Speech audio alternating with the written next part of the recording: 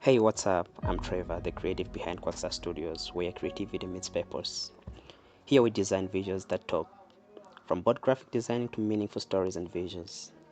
With a touch of perfection and satisfaction, we turn imagination into impact. So, stick around, let's create something that speaks.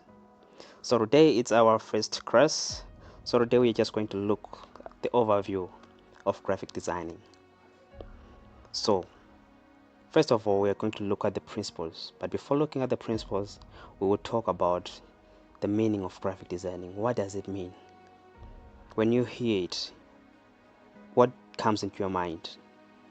So as the words also come, graphic designing. It is just a matter, or I can say it's a concept whereby a combination of illustrations like shapes, lines, they come together in order to create something that communicates. So graphic designing is not just about graphics, it's about communication.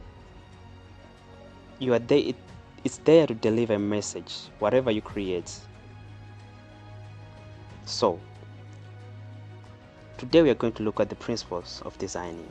For one to achieve a design, he has to follow steps.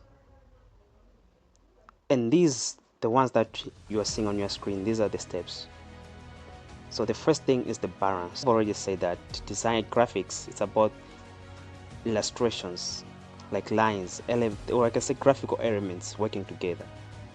So for you to achieve a design, you need a balance. You need to understand balance. And it refers to the arrangement of elements on your canvas. Canvas is the working space where you are designing. So you need to create something that creates a sense of visual balance and stability, whereby people can look and can easily understand what you're trying to communicate.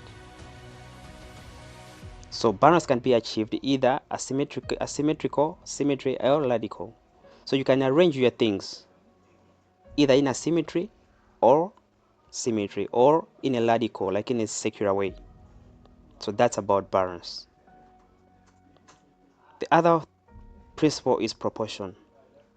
This is just as the word suggests, it's just like a relationship between sizes. You can choose to use a graphic element in a large scale or in a small scale. For example, when you look at the flyer, your eyes first gaze at the things that are large on the flyer. Then you move to the things that the element. Repetition is another graphical principle. So it's just the repetition of the graphical elements on the cover. For example, here they have used lines. So they're just repeating just to maintain the emphasis. For example, you can look at this flyer. There's too much repetition of things, which is good. For example, they have created this scribble lines, and also they have used it on the other side. That's about the repetition. They have also used the text this side, and they're coming again, and this side using also the text. Same with the circle. It's this circle. Some circle on this one.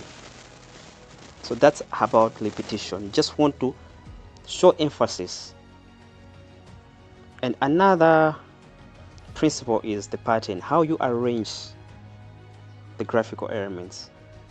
As by definition, it is the repeated use of an element of an art or a group of elements just to dive their eyes. Where should they see? Because we are creating a sequence. For example, the way how they have shown here, they're just driving a sequence on how they are arranging the graphical elements on the canvas. The other thing is the rhythm, which is the combination of elements of art being repeated. The other thing is unity. You need to achieve unity. How are you going to achieve it? By using the graphical elements. You need to look at the composition. How are you arranging it in order to achieve the unity?